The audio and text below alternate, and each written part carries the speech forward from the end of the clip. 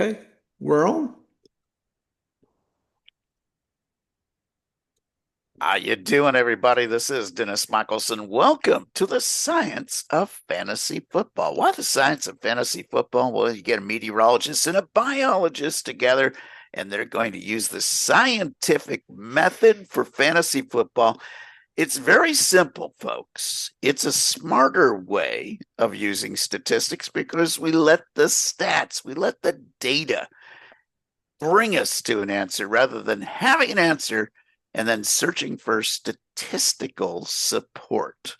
I know it sounds so radical, but it works. And join me as he does each and every episode. After all, he is the fantasy professor. He's a real professor. Mr. John Bush, here we are. It's Final Four weekend for fantasy football. How exciting! Yeah, exciting, but there's always things to consider. You Oof. and I have an issue. We had Mahomes and Tua in one of our leagues. Both of us ended up independently landing in this conundrum now because in FFPC, the waiver wire is lean for quarterbacks here. Oh, yeah. So Dennis and I discussed pre-show that we should probably go into this, and it's not. I don't think there is a rainbow or a pot of gold at the end of this rainbow. It's just we're trying to stem the flow of tears because we probably had good teams now, and we probably were thinking we could roll through to the finals, and now that's in jeopardy. At least in my case, it's going, I'm going to be down 10, 20 points, because Mahomes on a good week could give you 20 plus points, and now I'm going to be struggling for 10, and it's this is not the weekend to have that happen. There's injuries still happening, lots of things still in flux. Some of our players, Woody Marks, we're waiting to see, Marvin Oh, yeah. Harrison, Drake Yeah. London. There's just a lot of things going on, and trying to figure it all out. Yeah. It'll be quicker to announce which players were not Yeah, on the questionable list now. I think it's Amon-Ra, St. Brown, and Puka. yeah, That's of the major guys. yeah, Everybody else yeah. is questionable. Usually this time of the year, Professor, you've got to worry about your quarterback possibly being benched Yeah. because the team is locked up in the playoffs and they're going to play maybe the first series of downs or the first Yeah, quarter and then pull the quarterback because they right. want to keep him healthy. Now we got Patrick Mahomes going down. You got Yeah, Tua being replaced, yeah, and I got a theory for why the Dolphins are doing this. yeah. Okay. I think the Dolphins want a better draft pick. That's it. They want a better draft pick. They don't believe that Tua is their man of the future now, which comes a year after they sign him to a huge deal. Huge. Huge. I mean, we're talking over 60 million in dead cap space. We're talking 47 million in dead cap if they're able to trade him to somebody. And if they cut him before the start of the new season, which is typical of what you would do if you're retooling completely, Right. it's over 90 million of a cap hit that they have to take. These are huge, huge numbers showing once and for all the worst thing than missing on your franchise quarterback as a draft pick is signing the wrong guy to that next contract. It just puts you in a hole for so many seasons. And in You FPPC. mean in Cleveland, like Watson? Oh, Cleveland, Yeah. Watson. Yeah, he had Daniel Jones with the New York Giants. They took a We call huge those the cap hit. human anchors, Dennis. Oh my goodness, you're not kidding. Derek Carr Yeah. for a number of years. Just when you sign these guys to the big deal, and they're not, it's like the old, Monty Hall days. They pick what's behind the box, and Yeah. I don't want to zonk. Jay's coming down the aisle with like a $5 gift certificate, Yeah. to Kmart or something as the big prize. I mean, they're really going to be, that those teams get so hurt when they give that big money out at any position, but at quarterback, it is even worse. In an FFPC, this is this is that time of the year where if somebody was cut after week 11 or week 11 and on, they're not available on the waivers to anybody. It prevents Dennis, collusion. I'm sharing. So I'll just show you, folks. I've got for Tua since Mahomes is gone. I had Tua, he's gone. So I didn't carry a third. Minshew, Rivers, Brady Cook, which we don't know yours. Brady And Cook is at least starting now. We know that. oh, He's he starting is. this week. Well, good. So if you Not look sure at quarterback, Dennis, and you project out, so I would dream of Marcus Mariota. Oh yeah. Dream. Bryce Young, even. Tyrod Taylor, there's no loss there. But can you imagine my position and maybe Ooh. yours if some of these drop quarterbacks were on? But I don't now, and you sort by projection. It's Minshew, Rivers, Cook, and they don't have viewers now. I mean, they still hadn't corrected him for his 8 points or six or whatever they're going to give him. Yeah. So I mean, they've got Brady at 7. So that's my three choices with yours 4. And look, my opponent here is Allentown, Dennis, and he has 520, and Oh. I have half that basically. So if he spends, if he's smart, he'll look okay, 250. That means, old Bush here can't buy Minshew. The good news is he can't buy 2 because if I bid, say, 230, he can't buy, I doubt he might.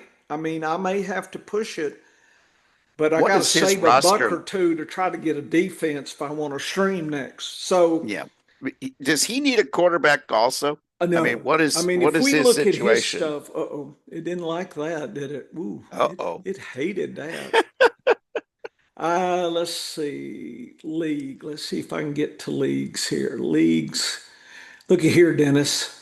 I'd crush these folks. Woohoo! And now Allentown's 4th. And if I hit his roster, and it's not wanting to call him up, so that must be, Go up to the league again and hit yeah. rosters. Hit rosters for everybody. Right under right, yeah. Oh, No. Come down roster. one. There you Yeah. go. Okay, here we go. Right there. Now you can see who everybody Allentown, let's has. see, where's that fool at? He's got, He's got Josh Allen and Caleb Williams. So he's not going to make a quarterback move. That's the only good news. well, but he's going to make a move to block me. I don't think he's going to be that Oh, come smart. on, Dennis. I I would. don't believe it. I don't believe it. I Dennis, do I not would believe he's going to crush. block you. I would if it was the other way around. I was Allentown. I would crush this Dr. Payne. I'd give him some real pain. But I'd but buy Minshew for but sure. but that's why you play at the next level. I don't think I'd people are block that. his ass. Yeah, In fact, people are I not would that quick. probably do 250 and probably 240 for like Gardner and Rivers and make me have to get Cook or Ewers. Yeah, that would be the move. Oh, that Is would is be the to move. is to hoard quarterbacks, but I don't believe that most players are that deep into their logic. They'll look at their situation and they'll say, I don't need a quarterback. I'm not going to grab one. Now, I did in a league, in another league, Yeah, I grabbed every starting quarterback that was out there. yeah, Like I dropped guys that I knew I wasn't going to be using this week, yeah. and I hoarded quarterbacks. And it's not just for this week's matchup, it's for the For next, following week because right? if you survive in advance, who knows who's Yeah, going to go down next. So I grabbed everybody I could. And yeah. And that's something to think about. If I get lucky and make it by some mystery means, imagine old man Rivers. They snap his old toothpick leg, and then, I'm out of waiver. Then I'm going back to Cook or I mean, Dennis, if I make it to the finals, so let's see who else. I have Gibbs, I have ETN, you're solid there. You're AJ, solid, solid.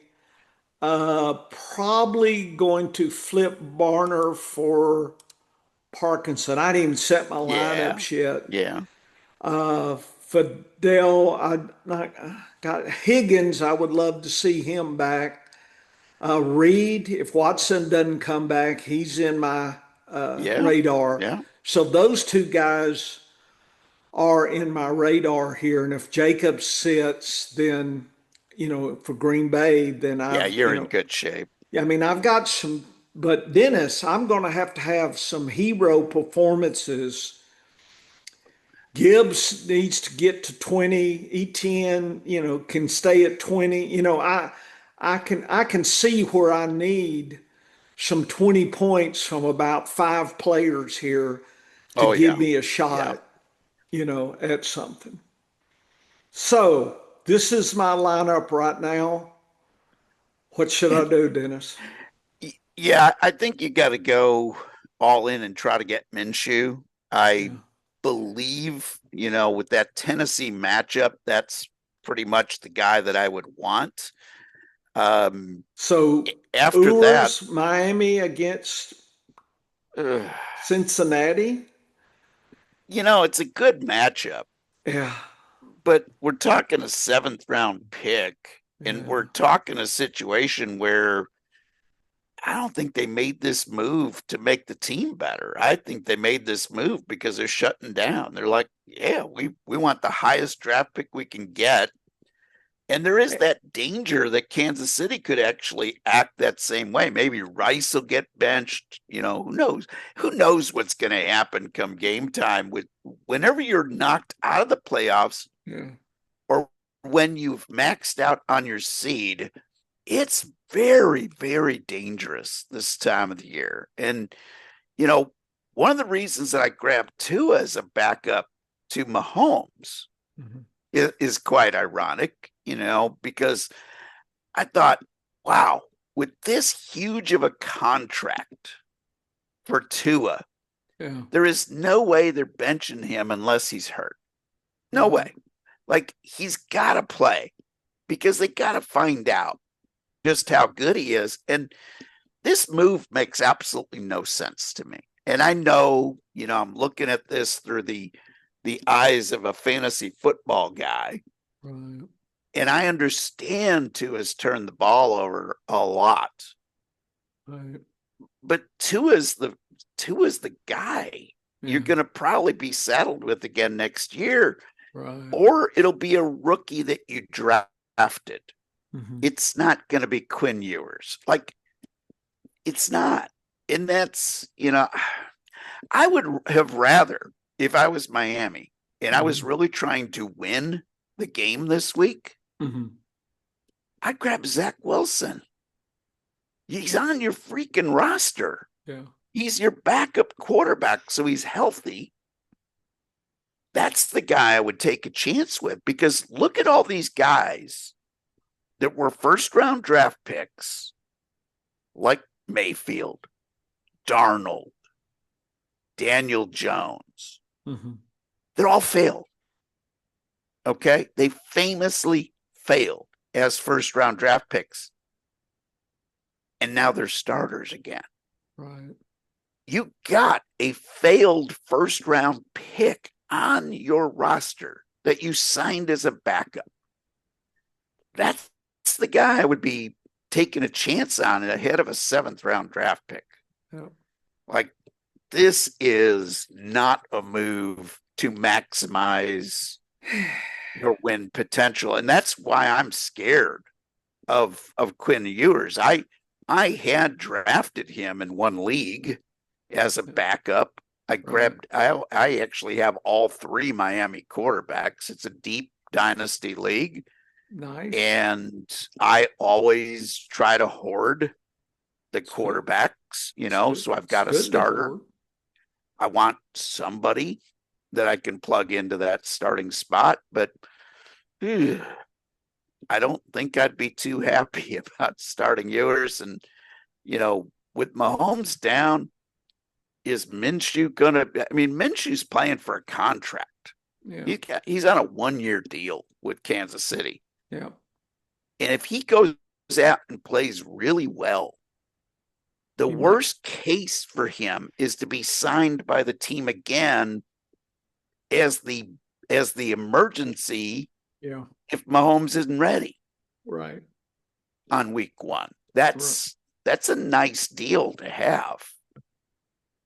If you're a quarterback of Minshew's quality and age and everything like that, that might be the best deal you can get. So I think he has more to play for. That's why I would put him ahead of a guy who's never started in a game before. My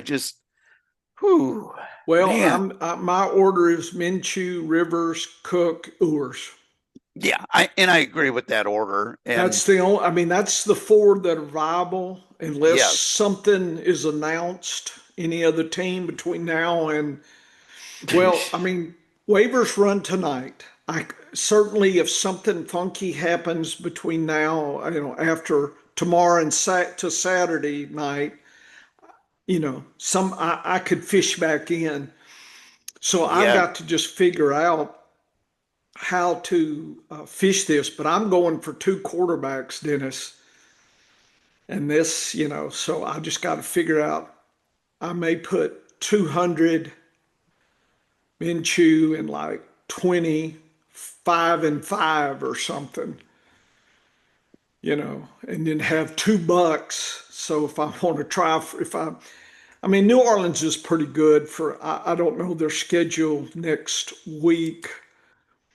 Let's see. They will fight. Oh, you're fine. You're in good shape. They get the Jets. Jets, yeah. So that's good. So New Orleans, I may not need that, but I think I'm going to try to have $2 in case I do want to try for a secret play here. Yeah, and I think that's the right game plan to have is, save something for a rainy day. You don't have to save much. And, this week on my all 32, that's why my bid amounts were so high versus what they would have been. Let's segue into that. Let me call that up, Dennis, and let's just and I still put like realistic values of what these guys are worth. Okay. But they're inflated because, if it was week 3, Jacoby Brissett would be a $50 or $60 bid. Right. But, week 5 going into week 16, you can just like let it all hang out, man. If you've got the money, you might as well use it. I've got a couple of leagues where I didn't get aggressive in my fab spending, and I've got $600-700 left. I'm gonna spend it. Whether it means my defenses, I'm bidding like 85. I bid 120 on one defense in one league because you can't, you don't get a prize. You don't get points and a prize for having money left over. But this is my order at quarterback. It's Brissett, Shuck, and Mariota, but those guys are not available in every league. And some of the leagues, they've been dropped already, so they're not eligible. It's lean. That's right. And Minshew would be my next guy up. It would be my next guy. And, after Minshew, it gets very, very lean. I've got one super flex where in Dynasty Superflex where I will not be able to grab a quarterback, and I'm perfectly fine. Like versus grabbing yours, I will probably play another position player in that Superflex and be happy with that. In another league, I have Brady Cook, and I'm not sure I'm going to play him in that Superflex. I'm just maybe playing a tight end will, it's a tight end premium league as well. Maybe that tight end premium gets me 12 versus Brady Cook getting me 8, so those are the kinds of things that you've got to deal with on a week-to-week basis. The guys I love this week are more at running back. Carter is going to be uncontested in that Cardinals backfield. That's, he's not going to get every carry and every touch. They'll use other guys. DeMarcado will probably be healthy. They'll bring somebody off the practice squad, but he'll probably get enough volume to score 12 to 15. So he's a solid play. Jordan is that emergency play. If you've got, Woody Marks on your team, Chubb's beat up, that's the guy I would go to. And, Malik Davis is a guy that we've been touting for weeks because he's one injury away with Javonte, and, Javante's got now a shoulder issue.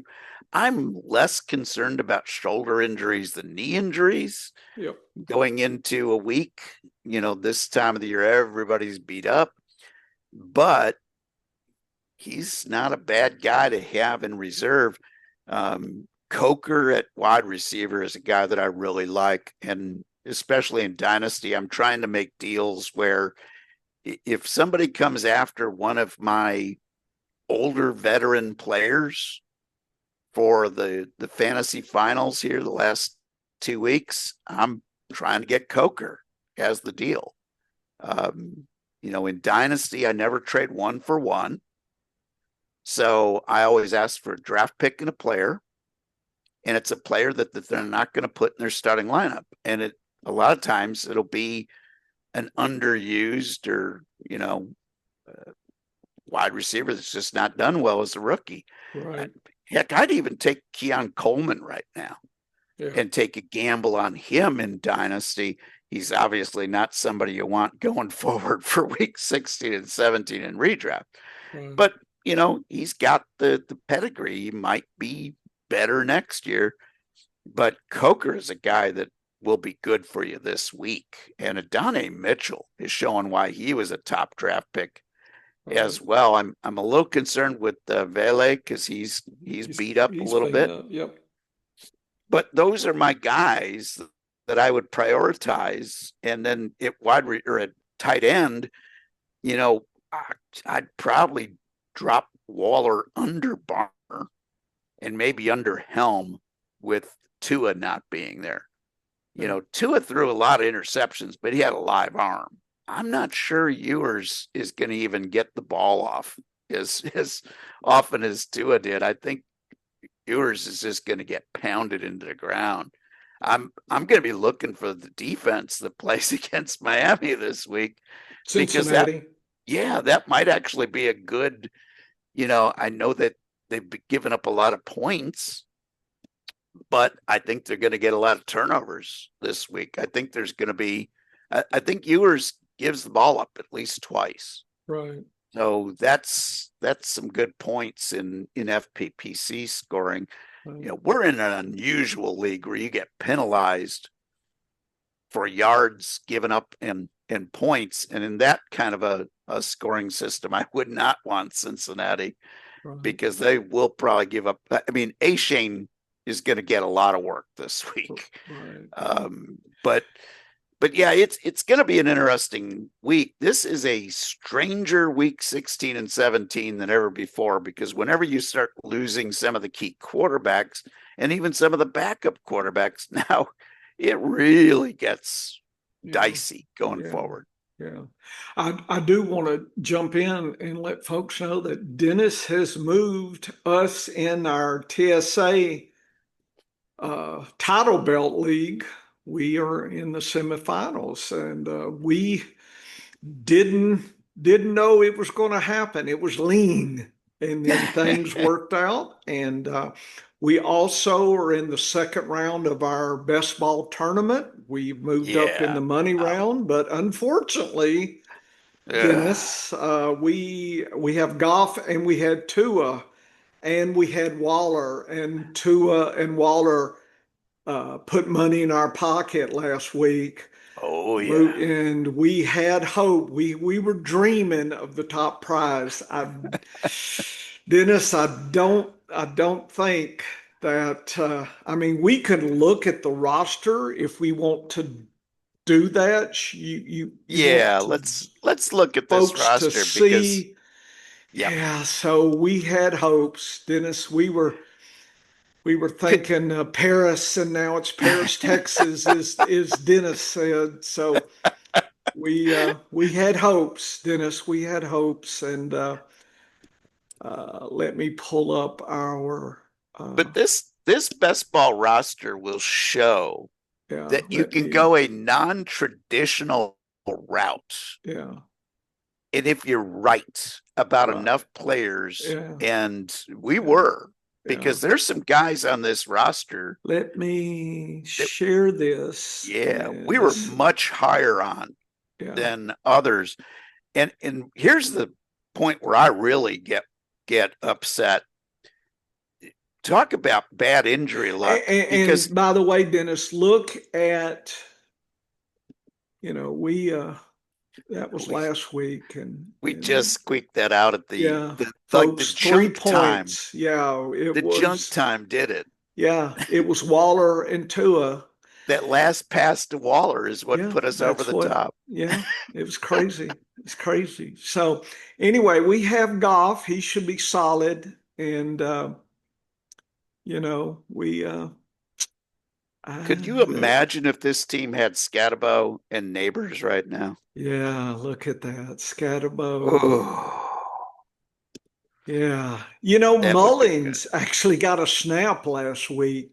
Did you Yes. see that? Yes, I did. So I I did. have in my head, I was thinking, if they play him in the red zone, we might get an extra touchdown or something. But anyway, we have Taylor and ETN. So we need Taylor to step it up. We definitely need Sun God, Alave.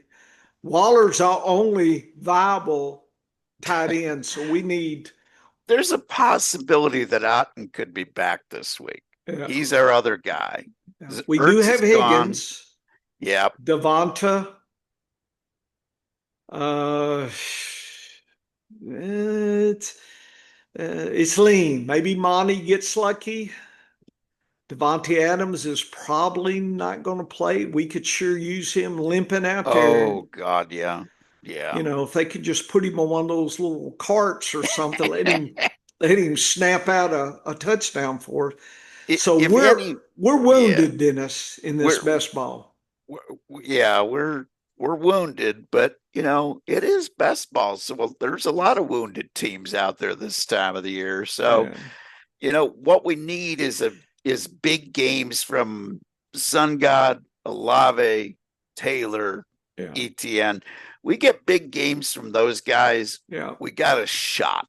yeah. Like we got a shot. And then how about a 3 touchdown game for Monty? You Oh know, man, how about just over the top dreaming? But it's against Pittsburgh. Like, yeah, and yeah. their coach just loves to roll people. So it's not like he's gonna glide. He gets a big lead, he's gonna lean into Montgomery. So, you know, again, it's gonna be a reach. Yeah. But look at the team that we drafted. We're right about Scatabo. We're right about Neighbors. Yep. ETN, we nailed Ertz. Like Yep. Ertz, K. Dotton, and Waller was the ultimate best ball tight end grab. Yeah, that was a good draft. They have all performed above. They've all And at punched different above their weight. times too. Oh That's yeah, what's helped us. yes, yes. And then Sun God is a given, but look at where people had ETN rated this year. Yeah. Or even Jonathan Taylor. Like Yeah. we got guys that we knew, and we knew Olave. Here Like was the Olave draft was, board. I yeah. think, Dennis, I don't know if it will pull it up. I don't know what that is. That's weird. Yeah. But Summary. we drafted so well in that league. We Yeah. we got I can't we had believe a, we don't. a beautiful draft, Yeah. and we went with this concept in our best ball tournaments Yeah. of going leaner at quarterback and Yeah. tight end. Yeah. We almost went a little too lean. We were hoping to get a third quarterback, of course, but we kind of got snipped on a few guys where we were really in the running for Jackson Dart and lost him. We had a lot of guys that we just kind of got sniped on that ended up costing us. And of course, Dart ended up getting hurt anyway, but we would have been glad to take those points all season. That would have solidified us even more. But, it shows a non-traditional theory for a best ball team. This is super flex. And we ended up going into this level. We get all the way to week 16 in a big tournament. Yeah. With Goff and Tua as our quarterbacks. Yeah. It is super flex, folks. This shows that you can outsmart the system if you are above. Like we were above on Jonathan Taylor. We were above on ETN. We nailed those two. Devontae Adams was a gift. Scatabo is fabulous. Yeah, Devontae Adams was a gift. Sun God, of course, we had to pay for him. But then we had neighbors. We had Adams, we had Devonta Smith, we had Olave. That's a great set of 5 wide receivers that all feasted this year as expected. We knew we couldn't get Nico Collins. We missed on Nico Collins, so we took Higgins and Kirk, hoping to get that second wide receiver for Houston. So even the misses that we had made logical sense. Higgins is not out of it to get us 15 points this week. He could get you a big week. Like he just hasn't been consistent. Yep. But you don't care about consistency in best ball. You don't have to. You don't have to outsmart them on consistency. All you got to do is keep your guys. Have the guys that will keep you getting some points, and he certainly does. So. That's the fun part about best ball is you can get a little bit more creative. Yeah.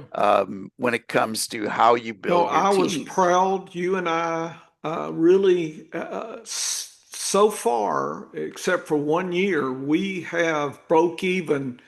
We've drafted 3. The last 4 years? This is our 4th year, and yep, we've been in the money 3 times. Yeah, and you get those. Yeah, this year will put us into the black. Not by much, but yeah. So I can't complain. No, and you got to take these shots every once in a while for fun. We know we're going to profit from our redraft teams. Yep. I haven't had a losing season. Nope. In many, many years. It's going to take a lot of bad luck in the Final Four to knock me out. I've got enough shots at it. Mm-hmm. I only have to win a couple of leagues to I only have to, I think, get 1 league to really make up, because if you win the league, you're getting, multiple entries for next year plus the cash. So it'll basically break me even, for my investment if I win 1. And I've got 7 shots left to win. And I'm in good position on most of the teams. My Tua and Mahomes team, Yeah. thankfully it's Yeah. a one That's QB that's deal, that's but lean, Dennis. it's lean, but weirder things have happened, and that team's got a lot of talent at other positions. So hopefully I'll pick up for it. But on top of all of that's Yeah. going on, Oh, we Devin Neal has been called out. oh I just got that. I'm, ouch. scrolling, and yep, Neal is out. Let's see if I is was this. worried about that. And that's one where unless Kamara's back, and Yeah. Kamara's only listed as questionable now. He's been missing practice, but it's So I he's the got to kind of veteran reset player. my lineups here. And I'm not sure. Yeah. I'm not sure if it's Hull or Estime. I'm really not. I don't think It's Saints it, may not know. and the Saints might just split it, between the two of them. Right. Without Neal was a good pickup for us down the Right. stretch. And I'm telling you, this Tyler Shaw, I wish I would have made a move on him early Yeah. when they announced him as starter. I should have picked him up. Has he been like all world? No, No. but he's really not had a bad game yet. Like he's been a scrappy player, and Right. his last 3 weeks have been pretty solid. Actually, he's got 4 solid games Right. out of his 6 starts. That for a rookie is pretty darn good. That is good. That is And good. I will tell you this, Professor, Phew. you should be proud of I'm your New Orleans Saints. They man. are playing hard. Yeah. They they're just I think they believe in their coach because they are fighting and scrapping, and they're I've they're a I've feisty I've team. noticed that Olave hasn't quit on them. No, no, no. You're 4-10 on the season, but they're playing as if they're fighting for the division. And I Yeah. love seeing that in a team that is underperforming, that is not doing well with the win-loss record, Right. but they're keeping on fighting. And that's all you can ask of a team. And it's not like they've had a great situation with Right. injuries and other things, because being without Kamara, being they traded Shahid away, and that might have been the best move. Picking up Vele, who was a player they had last year on the roster when he got released and they picked him up, that was a brilliant move. That kid's got some skills. I mean, is he going to be like a top wide receiver? Probably not.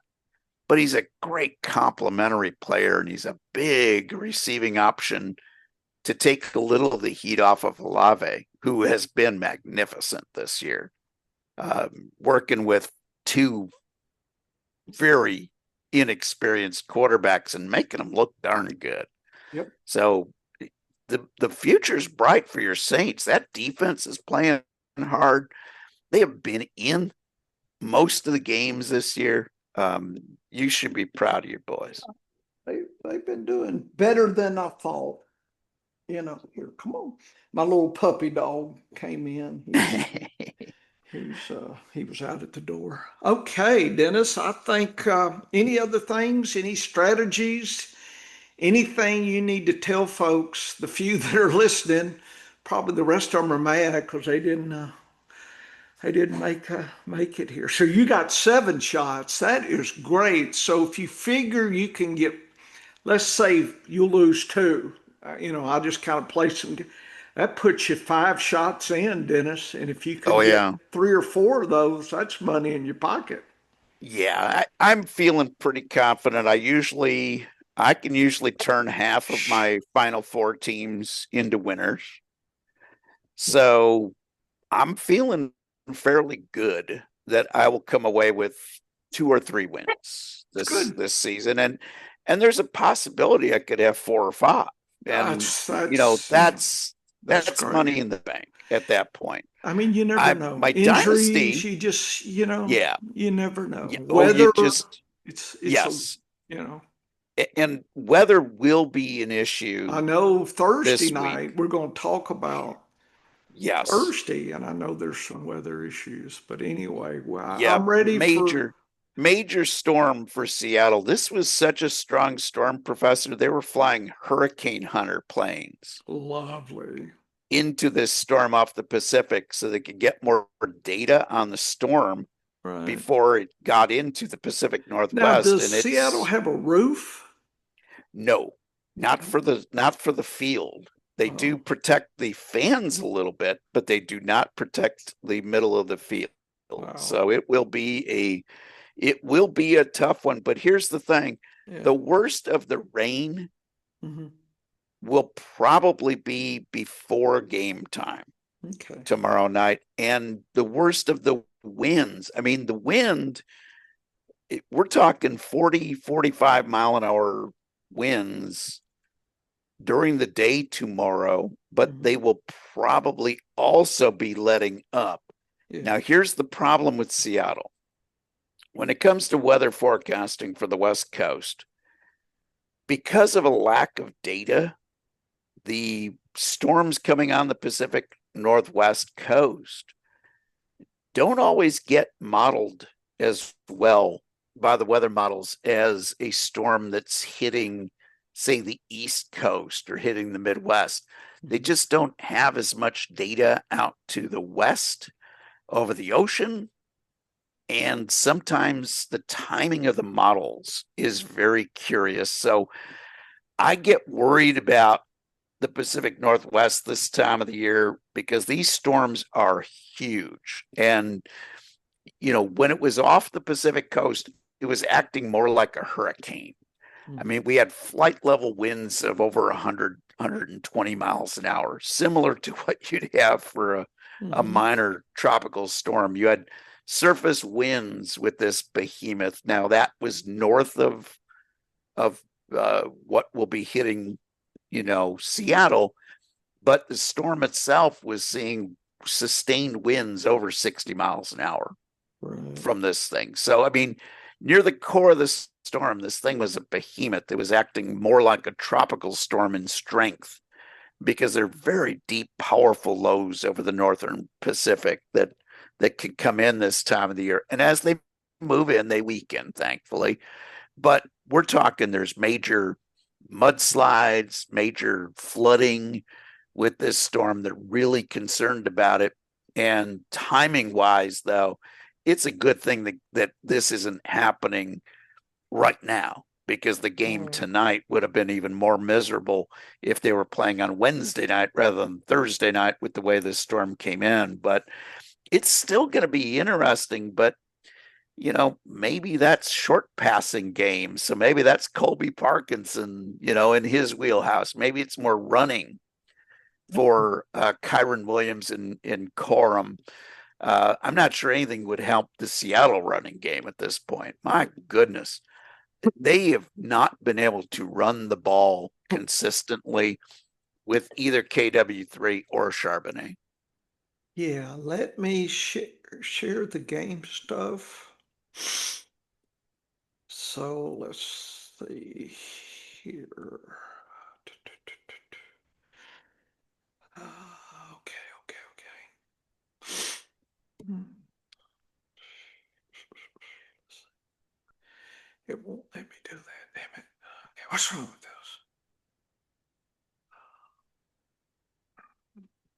I moved the file, and so Uh-oh. it doesn't like that. So I've got to open. I got to And I browse. will, while you're finding that, I will say that right from the opening line on this game, Hmm. they have been aware of this storm. Like it opened as an over under at 46 and a half on Right. Sunday. Quickly, dropped to 42.5 on Monday. Right. So they have leaned into a 4 point drop due to the weather already. Right. Uh, yeah, I knew there was going to be some issues with the weather because they were talking about that. And let's see, where is it? Yesterday, today, desktop. I got so many files, Dennis. It's I just, know that feeling. yeah, I know that feeling. it's just crazy, crazy crackers here. I think this is it. Yeah, this is it. Okay, got too many files. Okay, let's do this.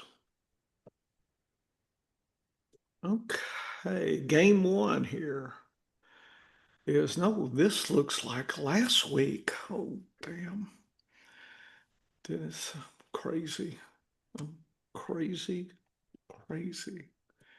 Yeah, this is week 16. I was thinking, I'm trying to go back in time, Dennis, you know, trying to go back in time and change a few things around. If you were a time traveler, you could make out really well in fantasy Yeah, I football. think so. Folders here. Let's see. Week 16. Team figures. No, that's not it. No, that's weird. Team figures. So many. 16. Okay. Players uncertainty or Vegas. Okay. How about this? Team figures. Let me try this. This work. I think this worked. Yep. Okay. View normal. Okay. Okie dokie. Here it is. There So we go. first game is Rams Seattle. It's kind of below average this week. It's if you want to know the scoring 44. So we got two good games. I know we'll be talking about in the matchup lab. Detroit, Pittsburgh, Dallas Chargers, roughly at 50 or better. So those should be some nice juicy games. And we got Wow. some sad games.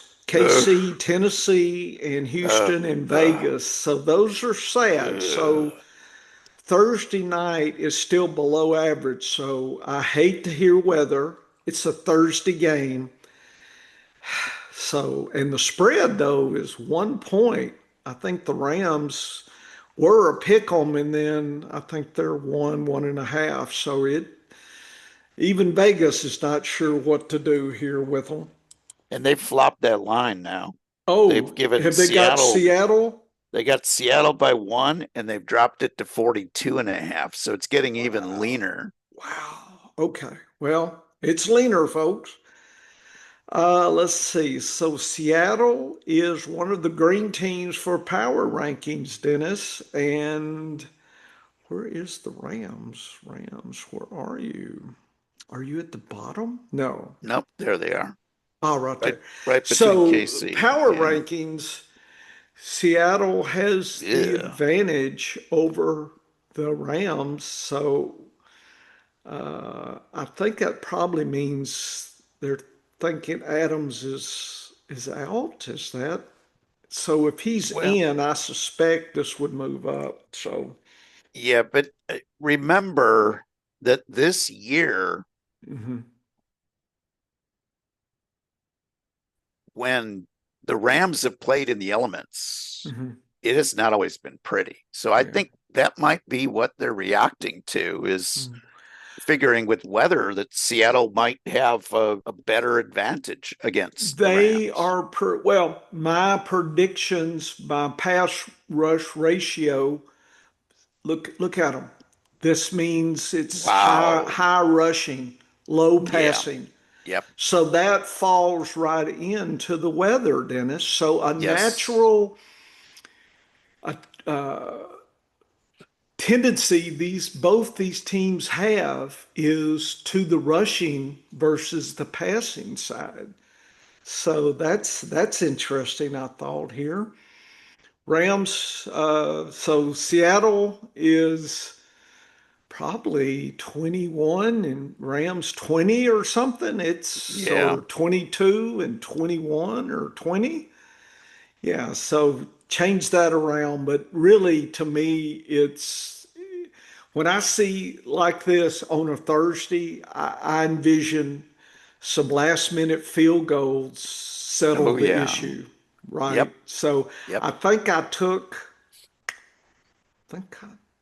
I think I was flipping the coin. I think I landed on the Rams, but Dennis, I'm not surprised. It's a Thursday. I'm so down. But look at what the Rams have got to fall into. Look at Parkinson, Dennis. If I was a betting person and was trying to be aggressive, that is very interesting. That stands out to me right there. Is the Seattle doesn't handle tight ends well. So just be aware of that, folks. The Seattle, the only yeah, go ahead. the only question for Parkinson Higby is maybe going to be back, but I don't think he'll be back until next week. But he was returned to practice this week Okay. from IR. So, well, it's been a good ride. I need 2 more weeks of Parkinson. Seattle has more flexibility here, but they both want to rush, and both defenses are tough. And if the wind or something's weather is preventing a lot of passing, Dennis, that even implies a lower scoring game. That may have been part of the dropping issue. So the over under is suspect, definitely, here, Dennis.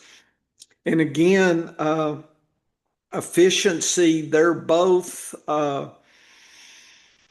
Rams are not too bad away. They're 18% better away, and Seattle's Yep. 24% better at home. So each one is where they want to be.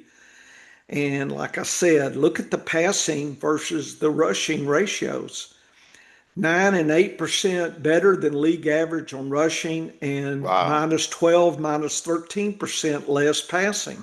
Whew. So this spells low scoring Thursday night, weather impacted, under last team gets the ball. Maybe they can scoot something in across, or maybe it's a defensive pick six or something that safety or something that happens. Boy, if I had Puka, I would not. I mean, I wouldn't bench No. him by any means, but No. I would not be happy. I think this could lower his ceiling a little bit here. But I have hopes for Parkinson to get me that 10, 12 points I need out of my tight end. Yeah, I this is a game where just the Seattle defense alone is going to be a lower game for Puka. And then you add weather into the equation. It gets, if you get 12 out of Puka, you got to be okay with that this Mm-hmm. week, because if you survive semifinals, then you're probably in a better situation for next week in Yep. the finals. And of course, you don't even think about benching Puka ever, No, because no, he's a no, no, PPR uh-uh. machine. No, no, no. But he gets Atlanta indoors next week. So So, for so fantasy finals, you're okay. yeah. So, Dennis, let me kind of a strategy. When you have a situation on a Thursday where you're thinking the ceiling of Puka, and does that kind of change maybe your waivers if Puka's, let's say he gets 15 points, Okay. And you were thinking, last week he could have, I don't know what it was, but it was probably better than 15. Does that, is it better to have it on a Thursday than during, because you have time to change if you're trying to shoot for upside? I guess is what you, in other words, you know what Puka's going to do because it's done. It's Thursday. You're going into Saturday with the Saturday two Saturday game.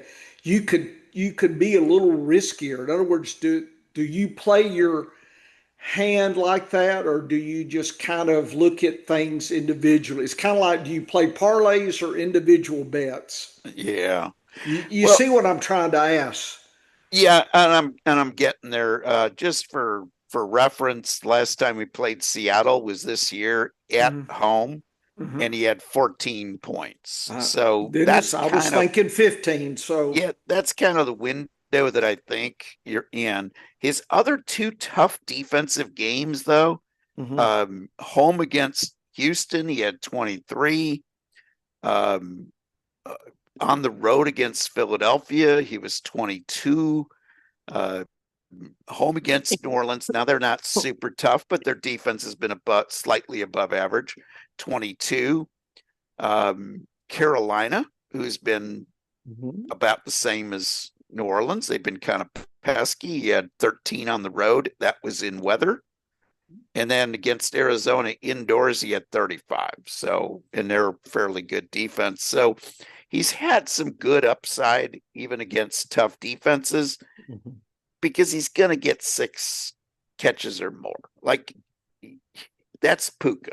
Like, 6 catches would be a bad game for him. So I think you're still looking at a decent number, but you're right. If you get your worst defensive matchup out of the way on a Thursday night, Yeah, you know what you need the rest of the way. And, yeah. maybe you get more aggressive with some of your lineup choices, shooting for the upside.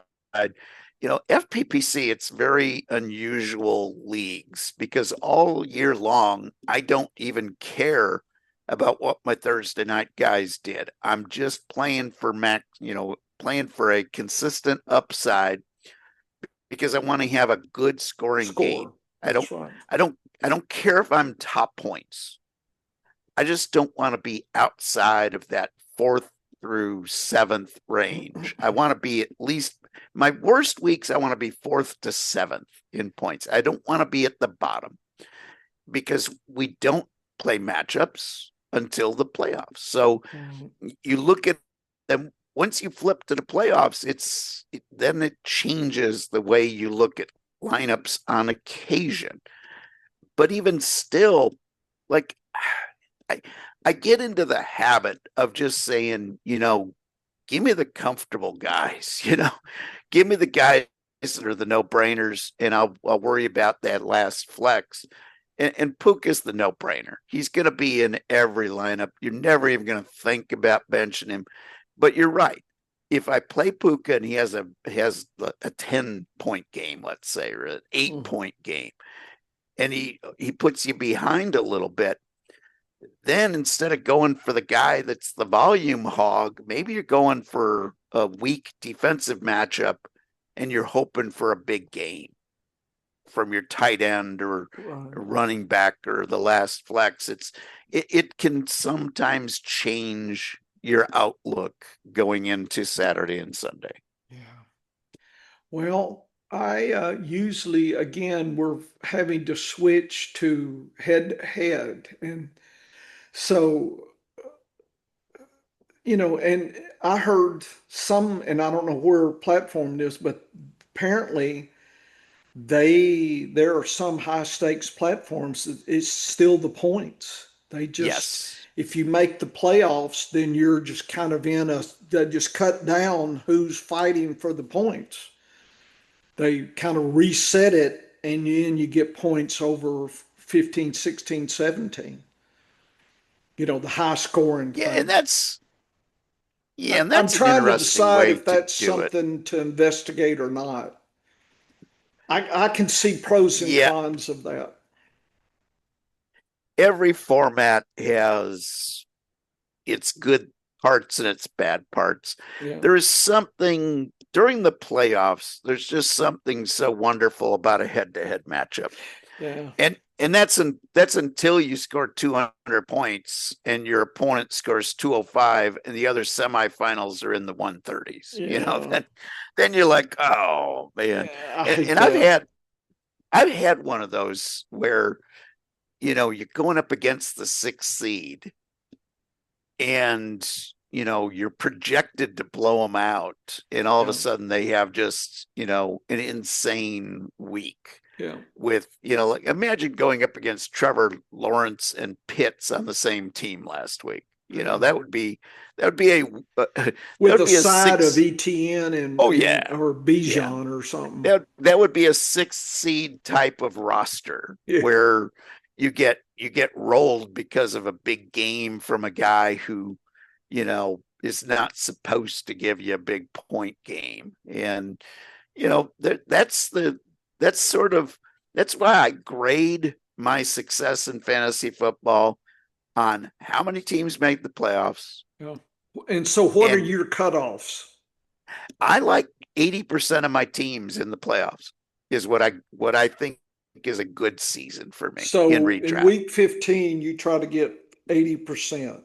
Yeah. So this year, for instance, I had 18 FPPC teams. Right. Okay.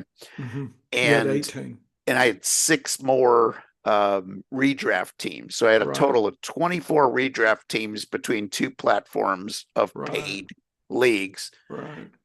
Of those 24, I had 18 that made it into the playoffs. So 19 was the target. So you're right there. So I was close. Yeah. Yeah. And going into this week, so I always put, and I always expect to have a little bit of I kind of expect to lose some teams in that first round. I want 40% of my teams to make it to the final 4. If I do that, I'm going to make money. And how many did you get? So 7. I had 7 that got in. I have 10. Wow. I have 10 out of 24. Yeah. That have made it into of my redraft teams, my cash redraft teams. Yeah. I'm 10 of 24. Well, there you go. You're above 7 now. So yeah. So again, I want to be 40%. Nice. So I'm just above that. And I want 20% winners. Nice. Is what I forecast. So 24 and you need 20% winners. So you need I want 5 wins. Yeah, 4 to 5 wins. Yeah. And that will be that to me, that's a minimum of a good year. And again, that's a minimum of a good year. If I hit those numbers, I'm very pleased with the season that I had because first of all, I know from the luck of the draw that the cash will work out. Mm-hmm. If I win 4 leagues, I made a profit. Oh. If I win, and I've got more shots than that. I've got 10 shots right now. That's nice. At the cash. So, if I could win half of those, I'd really be put you at 5. And yeah, so that's where I am. I'm nice. It'll be a good season, not a great season. Yeah. And in my dynasty, it was a weird year. I had 7 teams finish 1 spot out of the playoffs. That sucks. And 6 of those 7 were based on points tiebreakers. Yeah. So I just did. Oh, so close. And it was one of those years where you just, I had some really, really bad beats during the season where you just look at it and you go, oh man, that was stupid. Why did I start this guy? Type of deal. And, that's where, that's how you go from, Paris, France to Paris, Kentucky. But, we'll see how it goes. It's going to be a profitable year. It's not going to be an over the top year. Yeah. But profitable is all that's what I demand. Right. I don't want to lose money. It's been 16 years since I've lost money in fantasy football. I don't want it to start now. I've got 2 teams of my of my I did 4 best ball drafts this year is all I did for money. And 2 of those are in the top 2 right now. Nice. So I've got 1 in first, 1 in second. So I'm feeling like I'll make money in my redraft or my best ball as well. There's not big money for that though, but no, I'm doing good. The dynasty leagues that I'm in contention for are some of my largest entry fees. So Nice.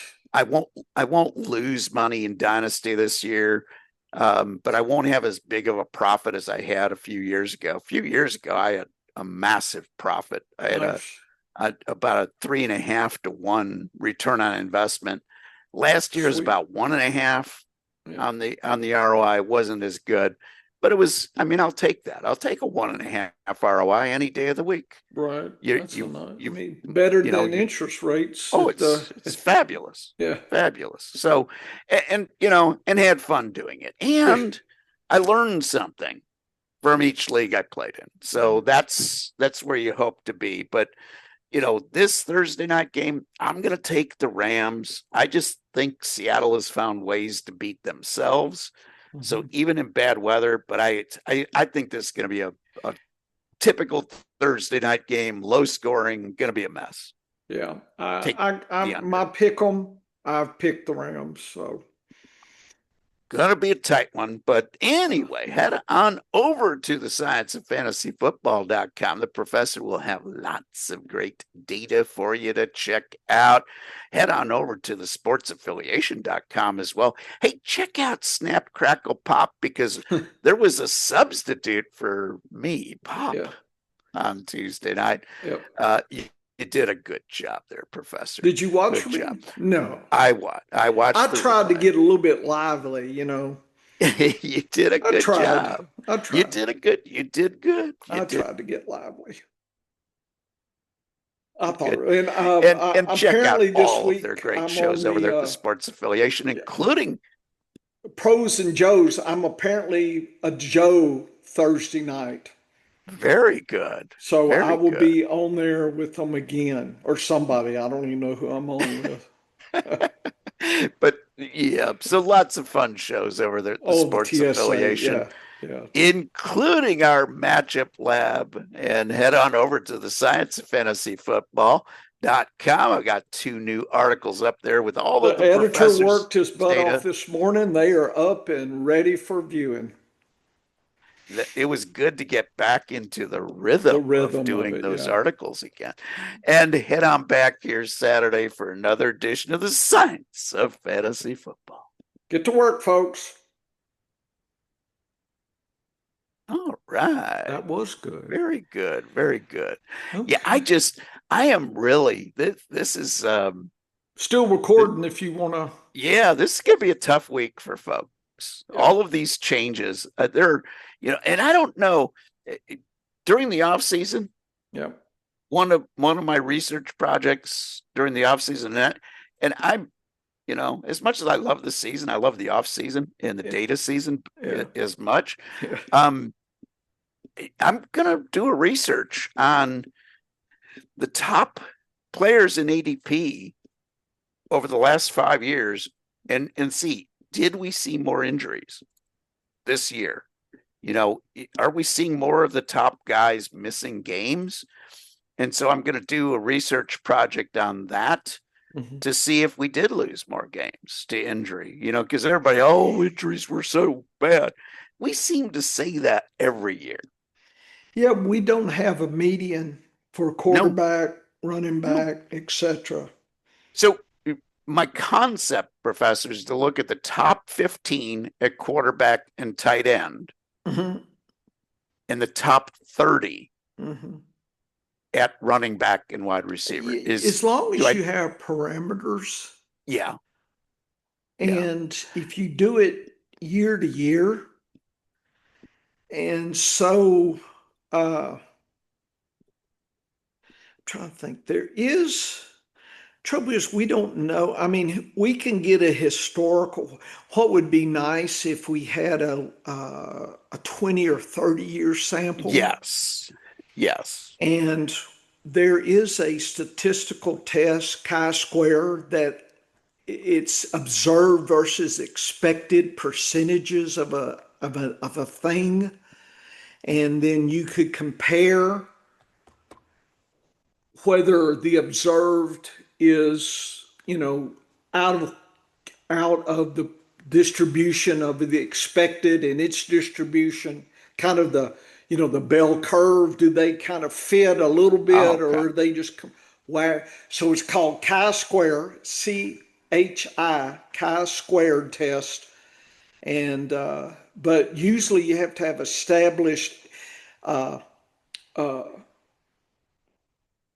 averages, like rolling dice. That, if you take a stats course, they'll talk about rolling dice, because there is, when you roll a dice, snake eyes and box cars, and these kind of, there are known averages, right? They've rolled these things, and they know. And so then if somebody brings up some dice and they start rolling, say 100 rolls, and then you charted, you could do a chi-square and say, something's fishy here. It's like the two-headed coin kind of thing. You Oh, could yeah. see where something's not right. They've got loaded dice, and that kind of thing. So those are typical early stats discussions when you look at probability. They start you off that way, and then you get deeper into it. But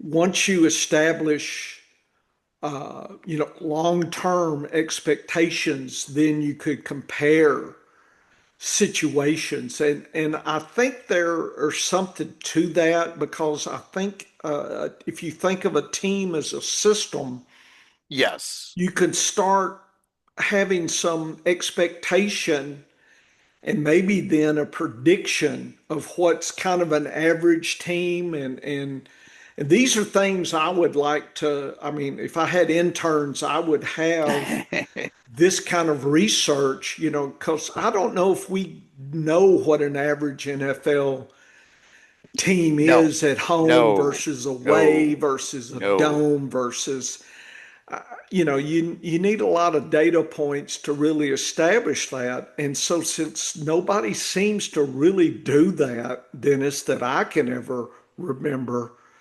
so that may, any kind of skewed situation, people get freaky about. And And I, yeah, and it's just, it can have, things can happen. I'm a big, like, again, don't have the data to back this up, but just a philosophical approach to this, like a logic and common sense thing. I think one of the problems that we have in the NFL is there is so much change from year to year. Mm-hmm. And I'm of the belief that a lot of these advantages, a lot of the home away, good weather, bad weather, are also dictated by strength of defense. Okay, so I think you see changes. Like I think you're seeing more attention is brought nowadays to the indoor outdoor ability of the Lions because they're so damn good. Versus if they were an average offense, would we even notice the swings that they have nowadays? You know what I'm saying? Yeah. It's how much of what we see in the data is reflected, is spotted because they're so damn good when they're on. And if they were just a mediocre offense, maybe if they were just kind of like a Falcons where they were not as great, maybe we would not notice the home away or the bad weather splits for golf as much. But when it comes to injuries, I'm curious to just do a 5-year study. I love doing these little mini 5-year studies. I understand that's not as many data points as you'd want, Mm-hmm. but it's keeping up with concussion protocol rule changes and stuff like that. They're always changing. Like 10 years ago, we didn't have a concussion protocol. Right. Like they didn't care. You got your bell rung, it was part of the game. And if you were able to go the next week, great. And even concussion protocol has been cleaned up in the last 3 years. Remember Tua a few years ago, where he didn't even seem to know his name, and yet he was going out there playing. I mean, they've really tightened up. And it's not because the NFL is a benevolent organization. It's because they got sued by the players, by ex-players. So they had to at least put a protocol in place, not for the good of the players, but for the good of their pocketbooks, of not being sued anymore or not being sued as badly. Because their rules, the way they were 10 years ago, Right. they kind of deserve to get sued. Like they treat the players like they're cattle. They're producing a product for them. And if they're injured, we just grab another one. We just shoot this one, butcher them, and grab another one. And they've thankfully gotten to the point. I mean, if you remember what football was like in the 70s and 80s, yep, the tackles that you saw in the 70s and 80s, I don't know if there was a tackle that would be considered legal at all. You didn't care about hip drops. Oh. You had the clothesline tackle was legal. Roughing the passer, that wasn't even really a thing, was it? Look at how much they beat up some of the quarterbacks back in the day. So I'm glad the game has evolved, but because the game's evolved, the way they're treating injuries has evolved as well. So I'm not sure going back 20 years gives us data that we can use for 26. But looking at the last 5 years, I think it'll will be let us interesting. know. Whatever you learn will be more than we have now. Yeah, it'll let us know. Was this a worse year than last, or was this a normal year? I mean, I don't even know what normal is. Yeah, that's true. It's In a like lot of we don't things. know what a sleeper is, right? So Yeah. same thing on definitions. Yeah, and here's the thing is, and people will say, well, so what? Well, if I know that injuries have been trending worse at quarterback, for instance, if injuries are trending in the wrong direction, that's a reason to draft two of them, and probably two fairly good ones. Like a lot of people, I mean, our theory now in the better than zero theory says the later you draft your first quarterback, the quicker you draft your second quarterback, right? Right. That's been our strategy for the last 5 seasons, or 3 or 4 or 5 seasons. And if the injury situation is getting worse at quarterback, if we're losing more games from our top quarterbacks, due to injury, not due to a guy being benched, but due to injury, then we're looking at a situation where maybe even if I grab a quarterback in the 4th or 5th round, I might want to come back 7th or 8th round for my second quarterback. Gotcha. That's how I had Mahomes and Tua. Oh yeah, yes. And here's the thing is, we have gotten better just in the last 3 years. We have gotten better at identifying the super reach value guys. Like the strategy is better. The opportunity index concept for grabbing running backs always seems to yield us 1 or 2 late round quarterback finds, right? Yes. This year, Woody Marks ended up being a great late round quarter or running back draft pick. Was he great all season? No. but he moved the needle for your team at the right time. And I think we're getting better at identifying those guys. Not because we're getting better at breaking down tape. You and I have no clue how to break down tape effectively of college players. Nope. But we're getting to understand the numbers that a guy has to post in an MVP index to keep his job in the NFL. Gotcha. And I think that's where our quality is getting better. So if we're getting good at finding, let's say, 2 deep running backs and 1 deep wide receiver and maybe 1 deep tight end every year, and we're consistent at doing that, which we seem to be, then you can get more aggressive on your first quarterback and your second. You can get more aggressive at other positions. If you know you're going to cash with those key backup guys, then you can get more aggressive at quarterback. Breaking news: Rashee Rice is in concussion protocol and will not practice. Did you hear that? I did not hear that, but my big concern with the Chiefs is that because they're out of the playoffs, that there's going to be a lot of guys that are magically not going to start. Our Minshew grab then for our problem that you and I share? Probably very little change. Okay. Because it's so lean everywhere else. Yeah. Okay.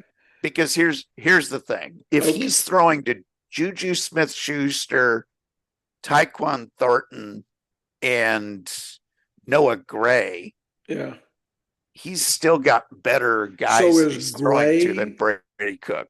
Is Gray an interesting dollar pickup if you got a space? He might be, because I would not be shocked. I would not be shocked, especially if all of a sudden you hear that Kelsey wants to come back next year. Yeah. That they shut him down. Yeah. Like, I don't think it's going to happen, but again, if you've got empty spots, like, for instance, I'm getting rid of Brashard Smith in every league. Yeah. And I'm grabbing a different backup running back. Right. Because he's just not going to get the opportunities. Same with Caleb Johnson with Pittsburgh.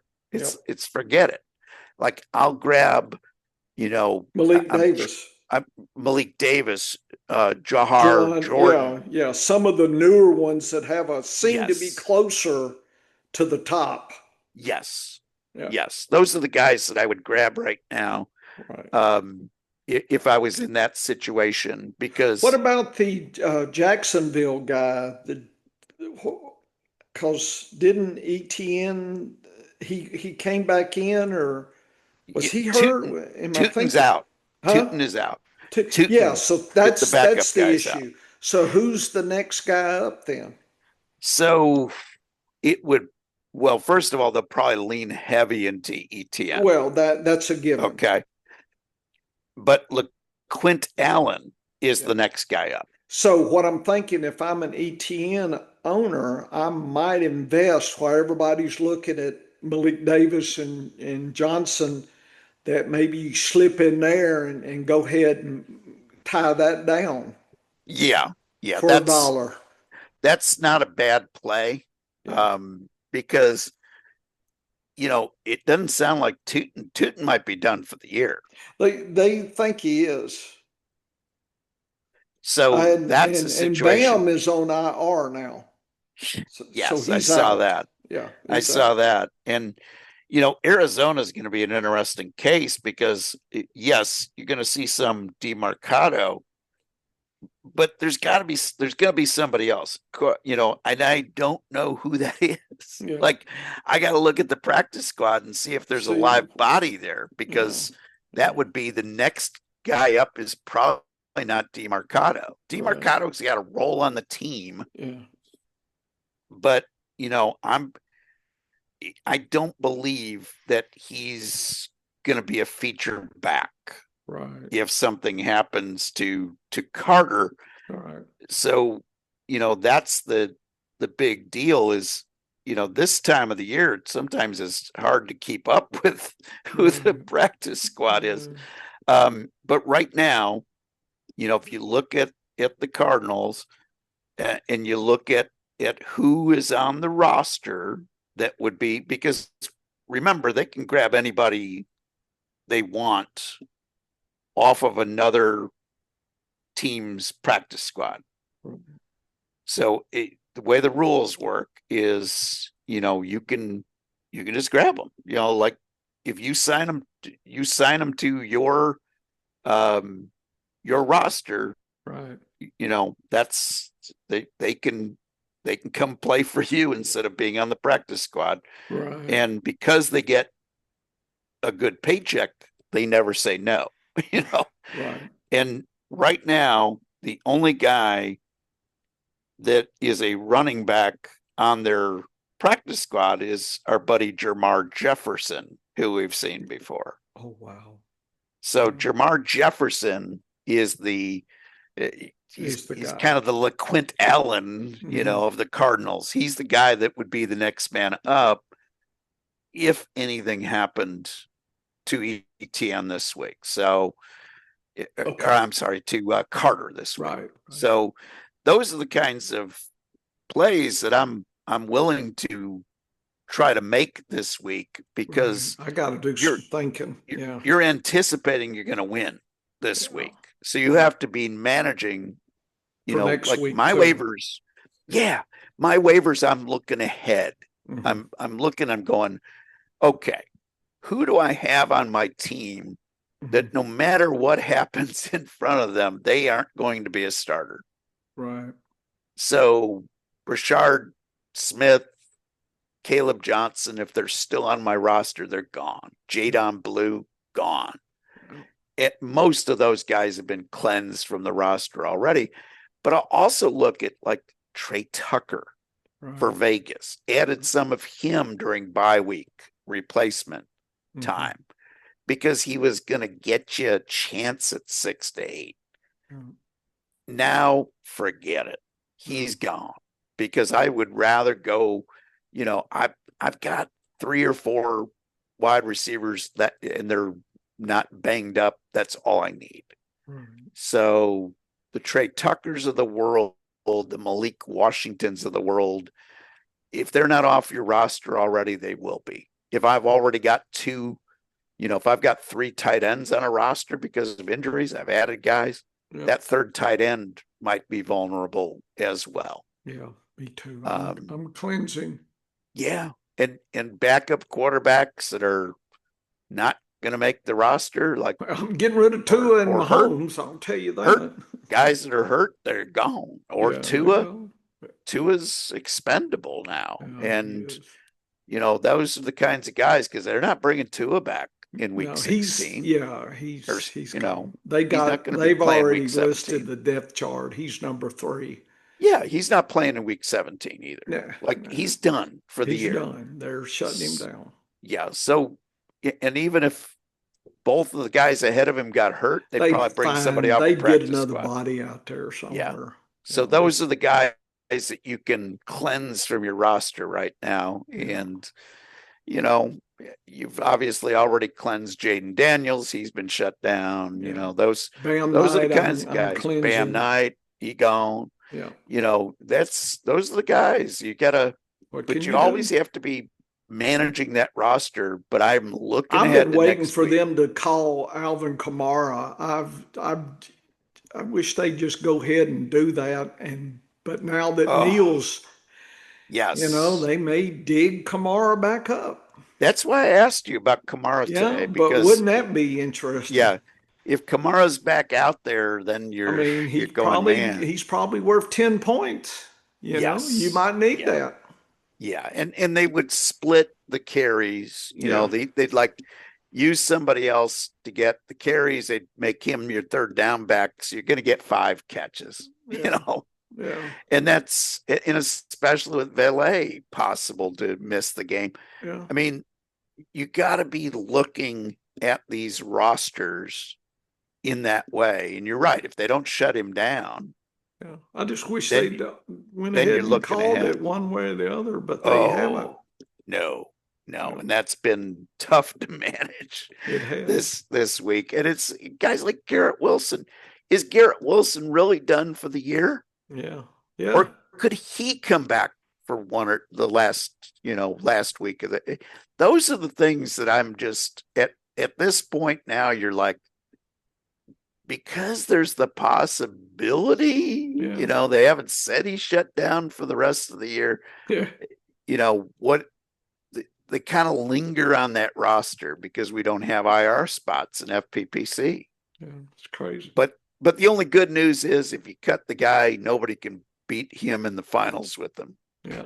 Because he is dead to everybody. Yeah, that's right. Okay, let me stop recording. We had fun.